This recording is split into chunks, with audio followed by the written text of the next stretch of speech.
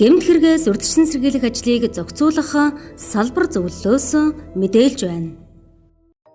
Монгол улсын хэлийн тухай 30 дугаар зүйл улсын хэлийн бүс түүнд мөрдөх журам 31 хил орчмын нутаг дэвсгэрийн аюулгүй байдлыг хангах хэлийн зөрчлөөс урьдчилан сэргийлэх зорилгоор тусгай журам тогтоосон нутаг дэвсгэрийг улсын хэлийн бүс гэх бөгөөд түүний өргөнийг улсын хил хамгаалах байгууллага тухайн нэгжийн засаг даргатаа зөвшөлдсөний үндсэн дээр улсын хэлийн шугамаас 100 км-ээс илүүгүйгээр тогтооно.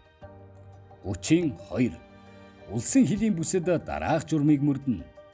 32-ийн 1 хил орчмын нутаг дэвсгэртээ байнга оршин суугч нь улсын хэлийн зурвас хүртэл чөлөөтөө зорчих, нутаглах, ажил үйлдвэрлэл эрхлэх.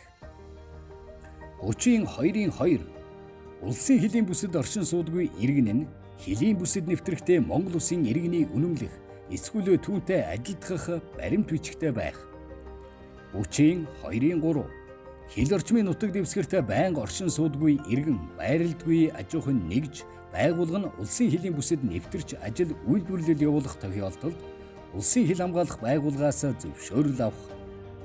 32-ийн 4 хуульд өөрөөр заагаагүй бол улсын хэлийн бүсэд гадаадын иргэн харьяалалгүй хүн байнга оршин суухыг хориглох.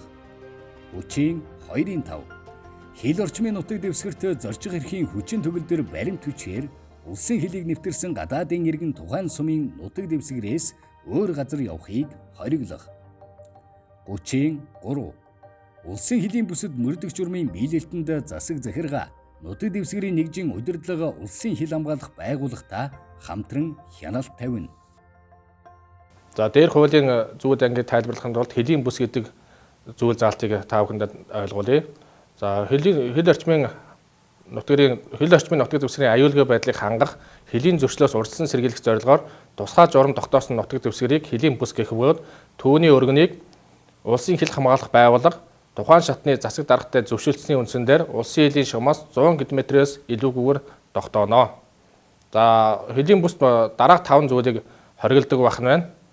За хэлийн бүс зурваст иргэн байрлалгүй аж ахуй нэгж байнга орсон суудгүй иргэн ажил үйлдвэрлэл явуулах зорилгоор хил хамгаалах байгууллагаас зөвшөөрөл авч тухайн зөвшөөрөл заасны үндсэн дээр үйл ажиллагаа явуулж тухайн зөвшөөрөл жишээлбэл явуулна. Жишээлбэл зөвшөөрлийн хугацаа дууссан тохиолдолд дахиж өргөдөл бичин зөвшөөрлийн хугацаагаа сунгах бүрэн боломжтой.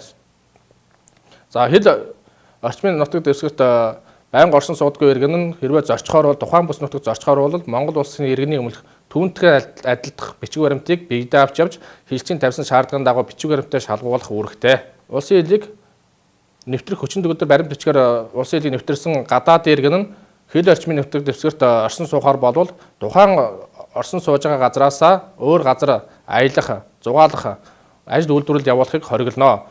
Энэ заалтыг зөрчсөн тохиолдолд Монгол улсын зөрчлийн тухай хуулийн 16-1 заасныг үндэслэн иргэнийг 100 нэгжтэй, хуулийн этгээдийг 1000 нэгжтэй тэмцэх хэмжээний төгрөгийг торгуул ногдуулна.